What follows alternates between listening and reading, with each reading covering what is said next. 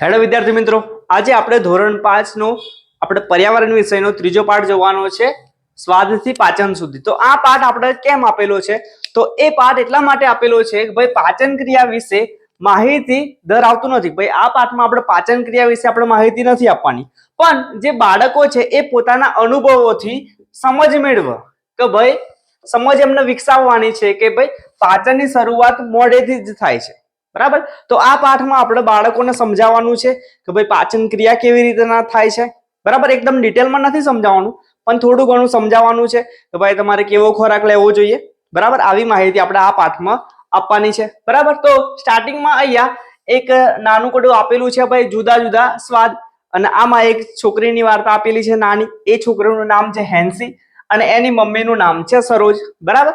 પછી આ જે પાઠમાં જે જીભ છે એ જીભના અલગ અલગ સ્વાદ વિશે થોડુંક આપેલું છે કે ભાઈ અહીંયા આપણે સ્ટાર્ટિંગમાં આપણે જીભને કયો સ્વાદ લાગશે, વચ્ચે કયો લાગશે, બરાબર। અલગ અલગ જે સ્વાદ છે એ જીભના અલગ અલગ જગ્યાએ આપણને મહેસૂસ થાય છે, અનુભવ થાય છે।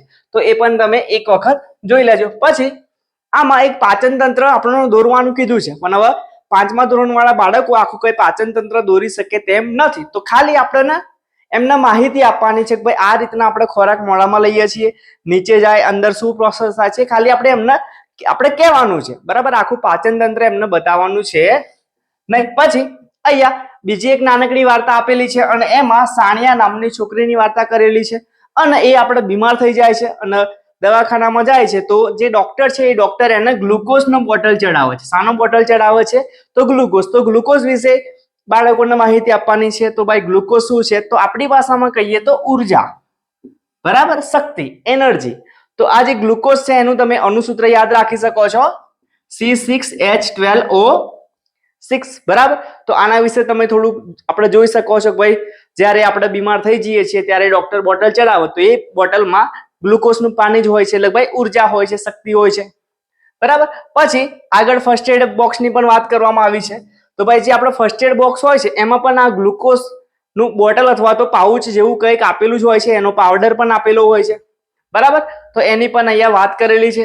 પછી આગળ છે બારીવાળું પેટ। તો આ જે બારીવાળું પેટ છે એક નાનકડી વાર્તા આપેલી છે, અને એ વાર્તા કોને લખી છે? તો અમિતા રામપાલે લખી છે।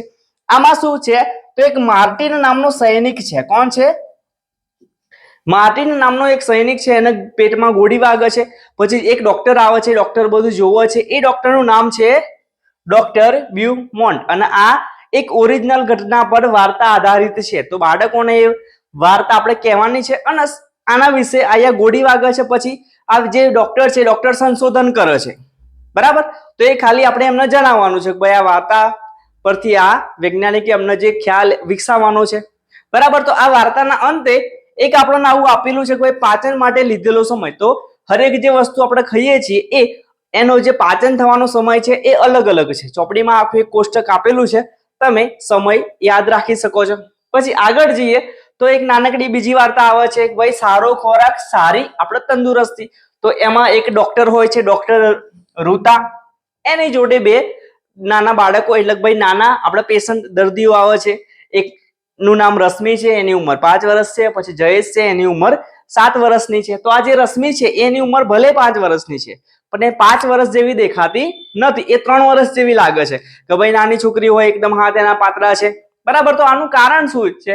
તો આ જે છોકરી હશે એ બરાબર ખાતી નથી, બરાબર। આપણે પડીકા ખાશે, આવું ખાશે, તેવું ખાશે, એટલા માટે જે 5 વર્ષની છે અને એના શરીરનો વિકાસ થયેલો નથી। અને એ જ રીતના જે જયેશ છે, જયેશ બતાવવામાં આવ્યો છે, એની ઉંમર 7 વર્ષ છે, પણ એની ઉંમર ઘણી મોટી લાગે છે, એટલે ભાઈ બોડી વધી ગઈ હશે, બરાબર, એટલે ભાઈ સારું ખોરાક ખાતો હશે। તો આના પરથી આપણે એમને સમતોલ આહાર વિશે સમજણ આપવાની છે કે ભાઈ સમતોલ આહાર કોને કહેવાય? તો એવો ખોરાક કે ભાઈ જેમાં આપણને બધી વસ્તુ મળી જવાની હોય, જેટલા પ્રોટીન જોઈએ, વિટામિન જોઈએ, બધું મળી જવાનું હોય, તો એને આપણે શું કહેવાય? સમતોલ આહાર કહેવાય। પછી લાસ્ટમાં એક આપણે છોકરીની આકૃતિ આપેલી છે, બરાબર, ચિત્ર આપેલું છે, એમનું નામ પણ લખેલું છે ગોમતી, એમની ઉંમર પણ આપેલી છે 30 વર્ષ। આ ઓડિશાનો એક જિલ્લો છે ભાઈ, આપણે કાલહાંડી, એ આપણા જિલ્લાની આ જે છોકરી છે એમનું ચિત્ર આપેલું છે, અને એ જિલ્લામાં ડાંગરનો પાક થાય છે એવું પણ લખેલું છે। તો આ પાઠમાંથી બસ આટલું આપણે પરીક્ષા લક્ષી છે કે ભાઈ કદાચ ટ્વિસ્ટ કરીને તમને પૂછી શકાય એમ છે। તો સરસ મજાની આવી તૈયારી માટે મારી સાથે જોડાયેલા રહો અને તમારા મિત્રોને આ વિડીયો શેર કરવાનું ભૂલતા નહીં। Thank you.